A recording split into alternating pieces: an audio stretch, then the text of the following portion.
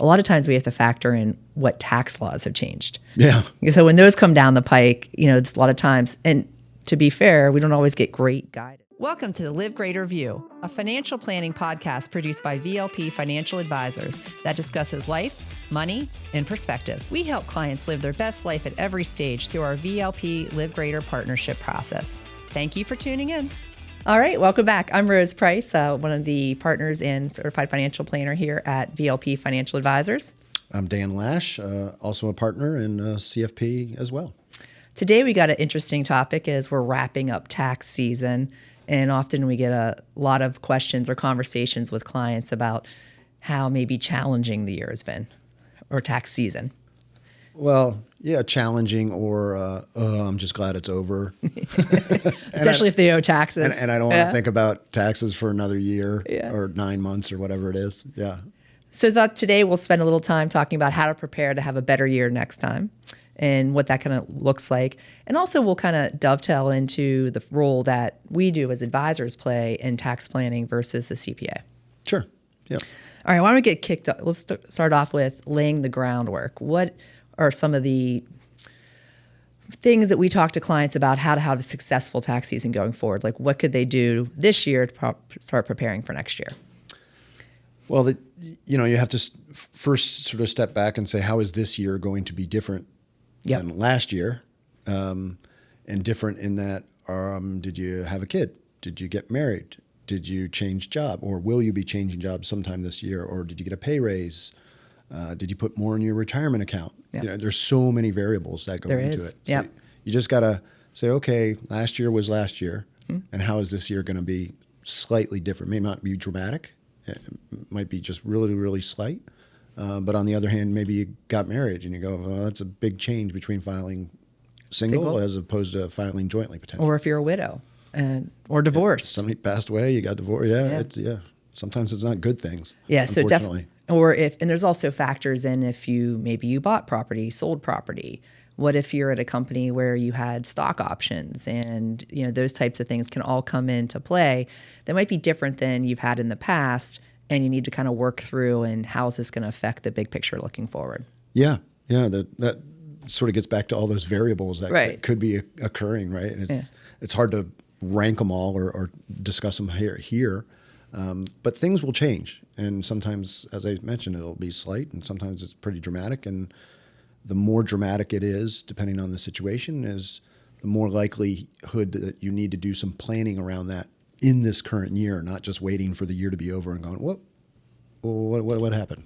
Yeah, and not only just thinking about your personal situations, what changed is a lot of times we have to factor in what tax laws have changed. Yeah. So when those come down the pike, it's a lot of times, and to be fair, we don't always get great guidance out of the gate when you have these tax law changes. So it's kind of starting to prepare for what does it look like if it's A, B, or C? Because, as we know, sometimes you get guidance after the tax season. Sure. And the expectation is for 2025 that we'll see taxes will remain regulations and things like that will remain relatively same to 2024. Mm-hmm.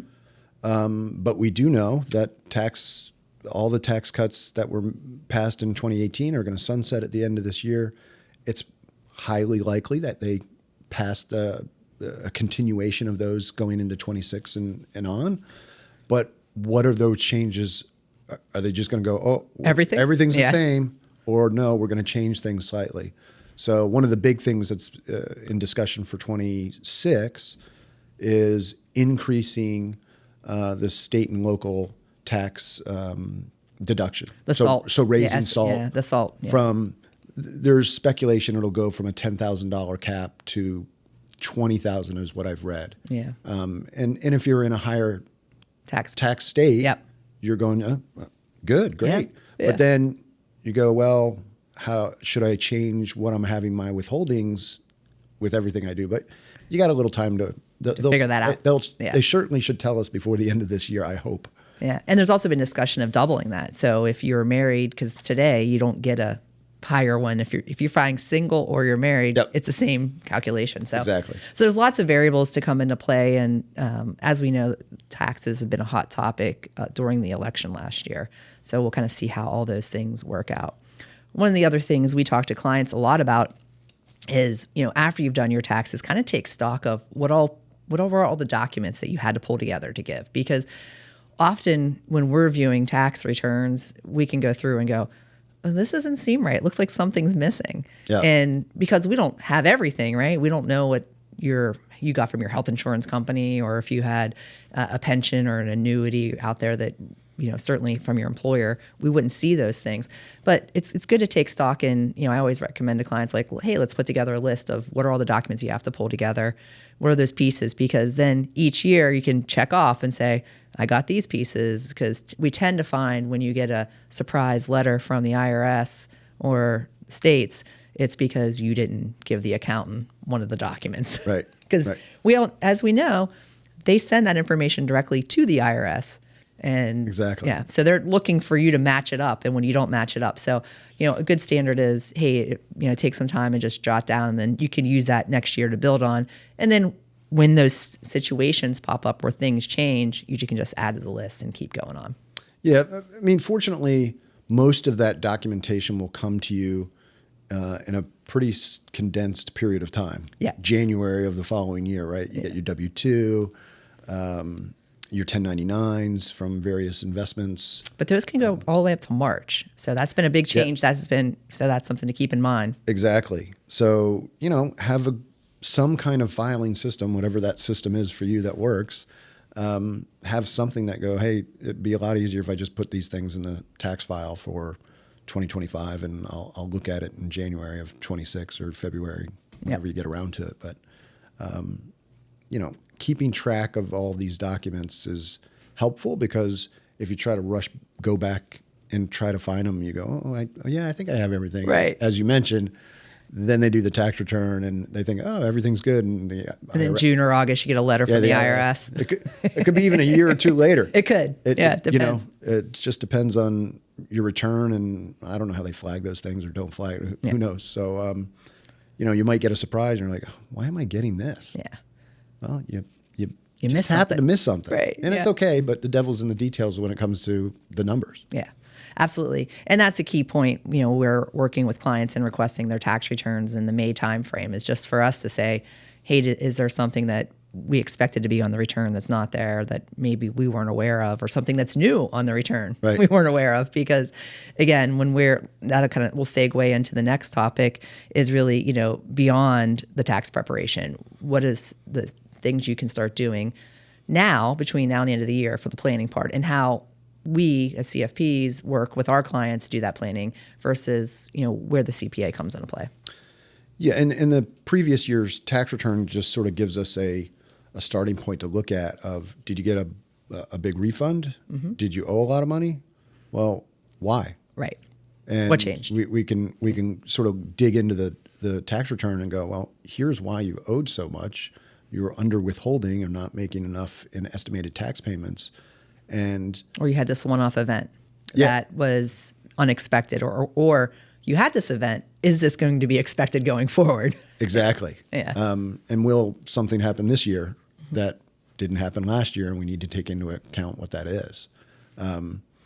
So, the biggest thing is making, if you're going to owe money, because nobody loves owing money. Yeah, they want to owe money, but some people traditionally know if they're going to, and they're okay with it, but they may not be okay with what that penalty might be. Right. And because interest rates have gone up. That's changed. Yeah. And that's changed how they do the calculation also. The IRS is charging higher penalties for under withholding. Yeah. And so you go, okay, well, let's just make sure you get to the point where if you're okay with owing, that you don't, have to pay even extra from a penalty perspective. And so you just got to think through those things. And then from the other side of it, we have conversations a lot of the times is, we have clients who overpay, and by not small amounts, and because they don't want to go back and change their W-2, they don't want to go back and change their withholdings, whether it's through Social Security or OPM or their pension or whatever the scenario is. And then we're like, well, you just gave an interest-free loan to the government. Yeah. So there's one or two ways to look at it, because they don't come back and say, oh, thanks for letting us borrow the money. Right. So this is that area where you kind of have to find what they're comfortable with, and by doing, by having the tax return, we can dive into those numbers and then account for those things that happen, one off or that aren't going to change. And the other piece is when we get to those point where, clients are taking their required minimum distributions. They've been paying estimated taxes all the time, every year up until this point. We can actually, depending on the amount of the required minimum distribution, we could pay the taxes. And this just kind of eases not us personally. Yeah, but from the account. From the I'm not doing that. But we can have the account pay the federal and state taxes directly, which is nice because clients don't have to write the quarterly check. That's one less thing to have to do and remember. Oh, when is the quarterly payments due? The 15th of April? Is it June or July? Is it September? Yeah. Why is the last one in January? That's weird. It is. Right? It's always the 15th of the last month of the quarter, but except for January. Exactly. Yeah. Right. So 3 out of the 4. Yeah. And then if you own an estimated payment for the current year and you have to pay taxes, that's the same date. Yeah. I know this because Dan complains about that all the time. Estimated payments. Love them. It's his least favorite thing to talk about. Yeah. But fortunately, it's you don't necessarily have to write a check. You can send it to the IRS. They have a system online, and you can just pay directly online, and that makes it a little bit easier. But if you just don't have to remember because you're withholding the correct amounts from various types of investments and things, it just makes your day easier. Yeah.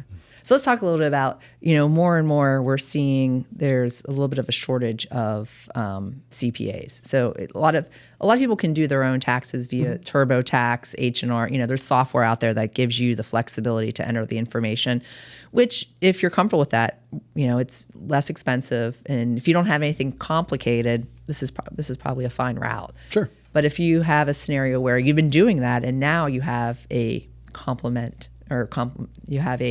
complicated scenario popping up now, whether that's you've got stock options, you've got married, something's happened, you've got an inheritance, and you want to look for, you're looking for help. This is the conversation we have with clients, like, do not wait until January to look for your CPA. Like, no. You need to spend time because there's not as many people coming into the business. We're seeing less CPAs, and January is too late to find a new CPA. It is. You probably should look in the fourth quarter or even the summer. Over the current year, or the summertime. Certainly after October 15th, which is the extension filing deadline, CPAs tend to be a bit slower. Yep. And so they have time, and you'd really want them to look at your previous year's tax, at least one of the year's tax returns, so they get a better idea of, okay, what's going on here. Yep. And then you can also tell them, well, what's changed this year? So they get some perspective of how they need to sort of, start thinking it through. But as you mentioned, if you contact somebody, maybe you might be okay. Yeah. But after that, I've had people say, hey, do you know the name of an accountant in March? And I'm like, well, I do, but they're going to file an extension for you because they're knee deep in doing hundreds or thousands of tax returns. Yep. And they just, I think a lot of people think, oh, I just click my fingers and they get it done. And you go, yes, but they're doing that for hundreds and hundreds of people because that's what they have to do to keep the lights on. And they can't, get it all done immediately. Right. And so they go, we're going to need more time. So then you're going to get an extension. And you're going, but I want to file by April 15th. I don't want to file an extension. You go, well, if you just was a little more proactive, you probably would have gotten an April 15th. Because it goes back to what you mentioned before. They don't have any knowledge of your past tax filings. They don't know the complications. They don't know the different pieces. So onboarding a new tax client takes time. It does. If you've been with the same CPA for 10, 15 years, they know your scenario. Yep. They know which documents to expect. Most of the times they'll come back and go, we didn't get this document because you had it last year and they know you didn't this year. So it's, that's part of the conversation we have is, don't wait. And, we do know lots of names of CPAs, but it does come back down to, when do you do that time, spend the time, and, doing it not during the busy tax season will be, much better. Yeah. And I think part of it is just people just aren't thinking about taxes until around January anyway. And you go, hey, no, the fourth quarter, they're like, oh, I'm thinking about the holidays. Right. Yeah. I'm not thinking about tax time. You go, I know, but probably should, get ahead of it a little bit. Yeah, absolutely. So we talked a little bit. Let's really kind of dive into the differences between what we do as CFPs and the tax planning with clients versus the expectation with your CPA. And in some cases, we're working, jointly together. Yeah. That's our ideal situation, right? We stay in our lane. We know enough to do what we do. But when it comes to the ins and outs, the changes in tax laws, we're really going to lean on that professional because they should know your situation, and B, we'll know your situation to the extent from our perspective, but it's what has changed that is going to apply that didn't apply last year or may be different this year. Yeah, I mean, CPAs and accountants, it'll depend on the engagement that you get in with them. Yep. Some will want to, in the third, fourth quarter of the year, help with planning, and some CPAs will do tax planning. Others just do tax preparation, and that's it. Yes. And they're just saying, hey, we're just preparing the taxes. We'll send you out the questionnaire in January of tell us what's changed, Yep. in the previous year. And it seems redundant because you're like, no. Yeah. If you're filling it out by hand, but maybe electronic, and you go, what do they need? Why are they asking all these questions? Because again, the devil's in the details, right? And so it depends on the engagement. But if you just have what's traditionally somebody who's just doing the tax prep, and they're looking backwards. And tax planning, I always tell people, we're looking forward into this year and what could happen. How do we need to make some adjustments? And we get a much more clear picture in September, October timeframe because we can see, well, did you have stock options that came due? Yeah. Or what happened already this year? Doing tax planning in January for the entire year, hard, kind of difficult. Yeah, because they might call you in July and go, hey, I changed jobs or I got a big bonus. You go, well, we didn't plan for that in January. Right. So we got to get some level of understanding of what's happened in that year, but then have enough time for the remainder of the year to make some changes. Yes. To ensure that, okay, you're not going to owe too much or you're not going to get too big of a refund, have any penalties, anything like that. Yeah, if you have investment accounts and there's potential for capital gain distributions or sales, we got to factor in how does that go into the big picture. Right. Or, are you in a scenario where we can do Roth conversions and what amount do we want to do that to without forcing you into the next tax bracket? Those are all the pieces that we'll look at, and then we can pull in the CPA and have conversations saying, hey, we're considering doing X, Y, or Z. And, they could come back and be like, well, we forgot about F or whatever, or hey, this looks great.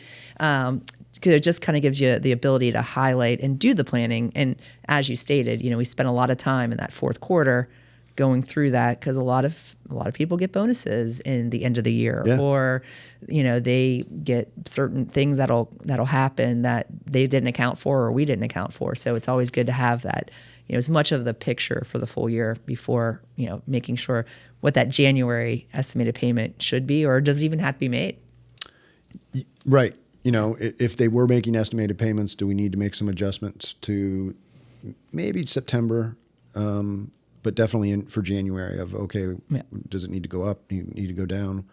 During the year, is there any way to bring them down a tax bracket, right? Yes. Hey, you're not putting the maximum into your 401k plan. If cash flow allows for it, can you put more in? And would that get you out of that slightly higher bracket? Or charitable contributions. Whether you're doing, if you had a scenario where you had an outsized year of income, do you want to do a donor advised fund? Does that make sense? Or do you want to take some of your RMD and make qualified charitable distributions? Sure. These are all the pieces. We could do QCDs, the qualified charitable distributions, throughout the year. Mm-hmm. Clients tend to like to do them in the third, fourth quarter. We try to get them to do them earlier because you can't always account for when the charity will cash the check.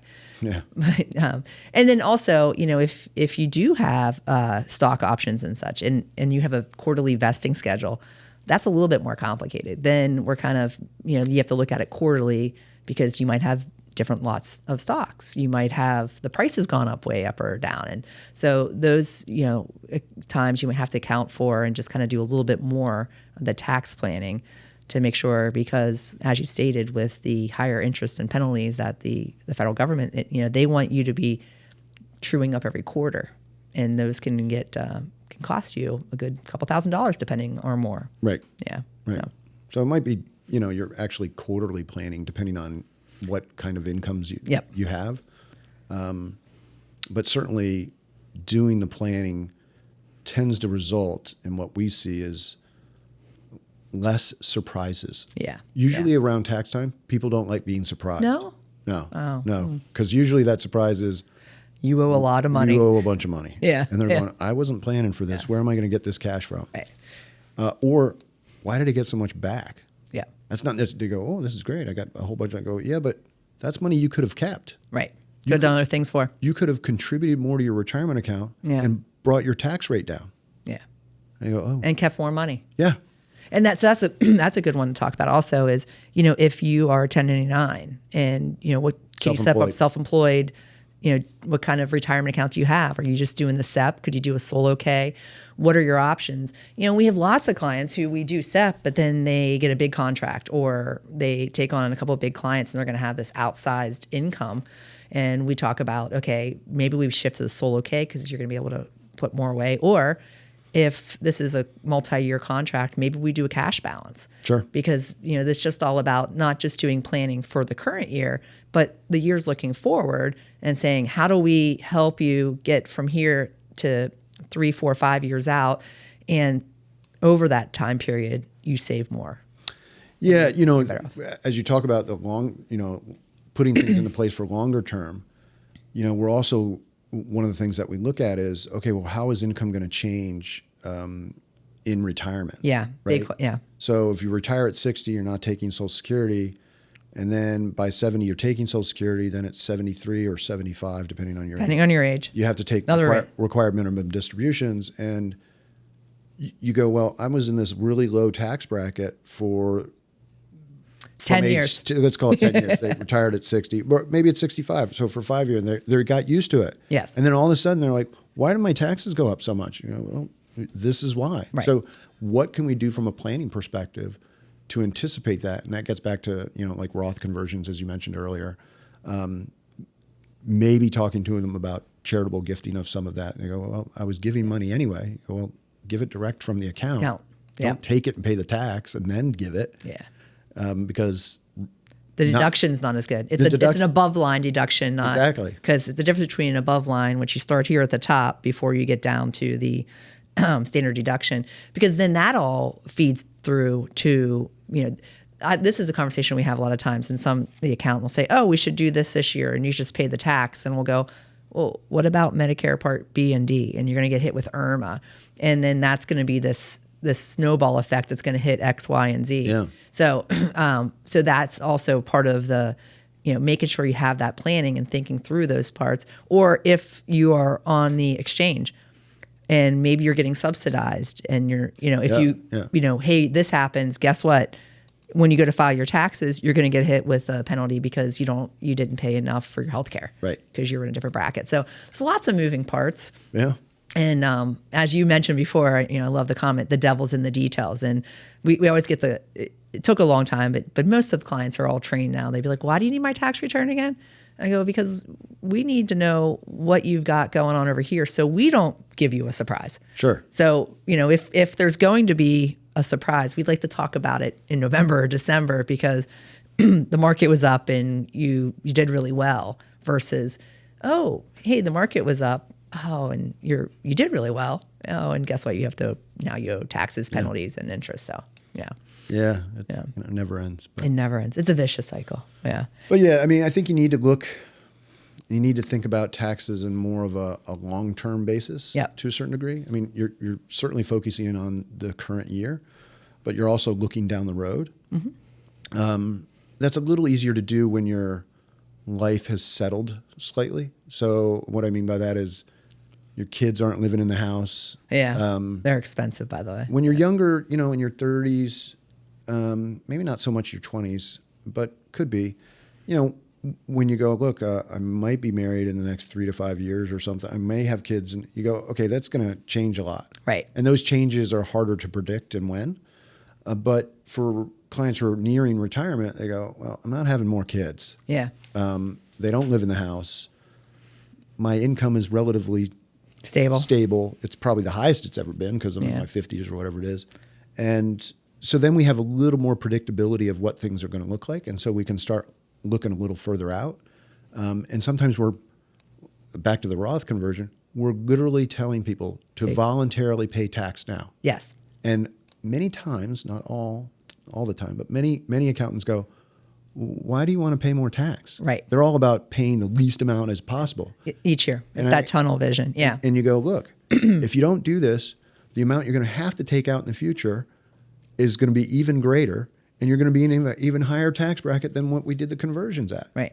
And so you got to get them to think about more than 2 seconds ahead of them.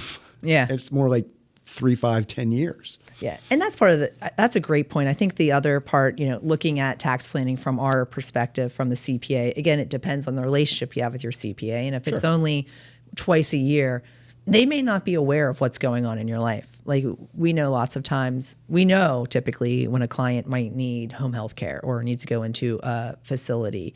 And from that perspective, we know now medical expenses deductibility just went way up. So there's different, those are the conversations where we're like, hey, we need to, here's what we think is going to happen. Let's, engage the accountant. And I think that's a big difference, so working with your advisor and your team, being aware of those conversations and doing the planning, because that can, we have clients, going into, assisted living or home health care, full health care, nursing home, it could be $15,000, $20,000 a month. Unfortunately. And if you don't have long-term care, or if you even have if you have a elimination period, it can get your the expenses could go up pretty drastically. Yeah. And that plays into taxes. Yes. Yeah. So, I think everything comes back to, you tend to be more successful when you plan things out. Absolutely. And taxes aren't any different. Most people go, no, I'm just going to review what happened.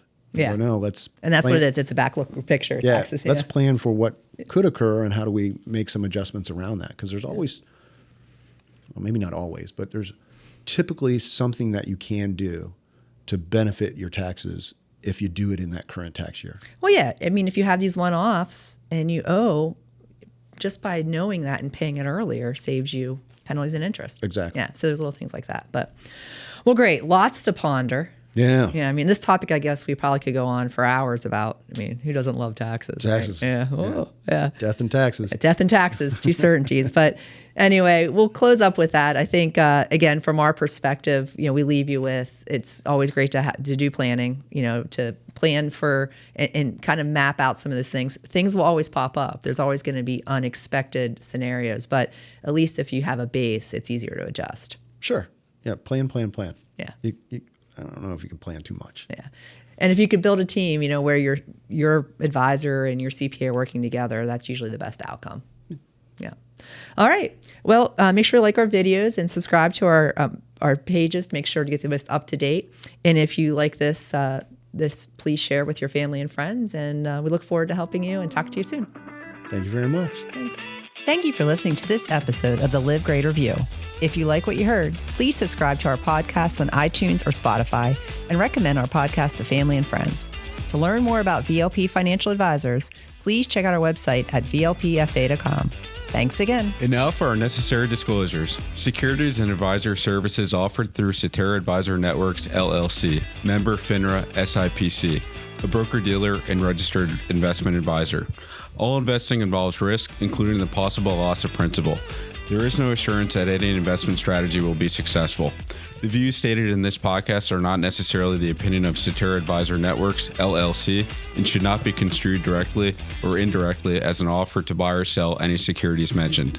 Due to the volatility with the markets mentioned, opinions are subject to change without notice. Information is based on sources believed to be reliable. However, their accuracy or completeness cannot be guaranteed. Past performance does not guarantee future results.